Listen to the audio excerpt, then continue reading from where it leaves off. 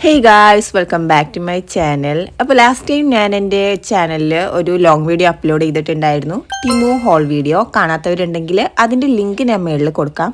ആ ഒരു വീഡിയോയിൽ ഞാനൊരു സ്റ്റിക്കർ ഓർഗനൈസർ ബുക്ക് കാണിച്ചിട്ടുണ്ട്. ഇന്ന് നമ്മൾ അതിലേക്ക് എൻ്റെ കയ്യിലുള്ള കുറച്ച് കളക്ഷൻസ് ഒക്കെ വെക്കാൻ പോവാണ്.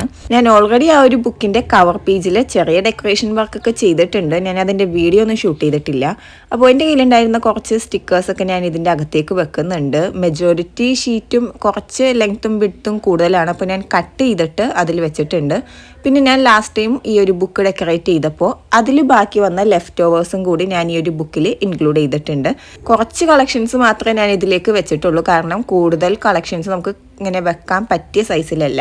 പിന്നെ ഈ ഒരു ബോക്സിലാണ് ഞാൻ എൻ്റെ കുറേ സ്റ്റിക്കേഴ്സും സ്റ്റിക്കി നോട്ട്സും അങ്ങനത്തെ കുറച്ച് കളക്ഷൻസൊക്കെ വെച്ചിട്ടുള്ളത്.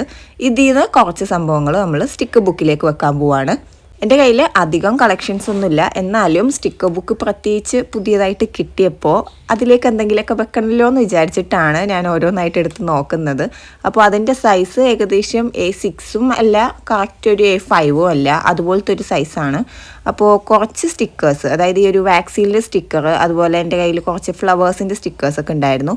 അത് ഞാൻ ഹാഫായിട്ട് കട്ട് ചെയ്തിട്ട് സ്റ്റിക്കർ ബുക്കിലേക്ക് വെക്കുന്നുണ്ട്. എന്തിനാണെന്ന് വെച്ചാൽ പ്രത്യേകിച്ച് കാര്യമൊന്നുമില്ല, ബട്ട് സ്റ്റിൽ നമ്മളുടെ കയ്യിൽ പുതിയതായിട്ട് എന്തെങ്കിലും കിട്ടുമ്പോൾ നമുക്ക് യൂസ് ചെയ്യാൻ വേണ്ടിയിട്ടൊരു പ്രത്യേക താല്പര്യം ഉണ്ടാകുമല്ലോ.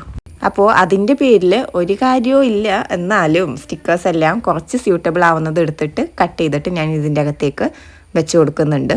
അപ്പോൾ എൻ്റെ സ്റ്റിക്കർ ബുക്കിൻ്റെ കാര്യങ്ങളൊക്കെ അത്രയൊക്കെ ഉള്ളൂ. ഇതിൻ്റെ കവർ പേജ് ഡെക്കറേഷനിൽ ഞാൻ അത്ര സാറ്റിസ്ഫൈഡ് അല്ല, കാരണം ഞാൻ സ്റ്റിക്കർ ബുക്കെന്നോ അങ്ങനെ എന്തെങ്കിലും ഒന്ന് ലേബൽ ചെയ്യണമെന്ന് വിചാരിച്ചിട്ടുണ്ടായിരുന്നു. അതെന്തായാലും ഫ്യൂച്ചറിൽ ചെയ്യാം. അപ്പോൾ ഈ ഒരു വീഡിയോ ഇഷ്ടമായിട്ടുണ്ടെങ്കിൽ ലൈക്കും കമൻറ്റും മറക്കണ്ട. Thank you for watching.